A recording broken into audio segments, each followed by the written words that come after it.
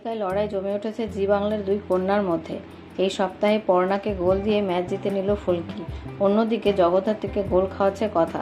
গত সপ্তাহে যৌথভাবে বেঙ্গল টপার হয়েছিল নিমফুলের মধু এবং ফুলকি, কিন্তু এই সপ্তাহে পর্ণা সৃজনের হেলায় হারিয়ে 1 নম্বরে ফুলকি। হালে বেশ কয়েক বছর এগিয়ে নিমফুলের মধুর গল্প। পর্ণা সৃজনের মেয়ে পুটিকে ঘিরেই এখন এগোচ্ছে কাহিনী। এই বদল কি পুরোপুরি মনে ধরল না দর্শকদের? তাহলে চলুন জানা যাক এক নজরে সেরা 10-এর তালিকায় কারা রয়েছে। প্রথমে রয়েছে ফুলকি, স্কোর করেছে 7.0। দ্বিতীয়তে রয়েছে নিমফুলের মধু, স্কোর করেছে 6.8। তৃতীয়তে রয়েছে জগদ্ধাত্রী, স্কোর করেছে 6.7। চতুর্থে রয়েছে কথা, স্কোর করেছে 6.4।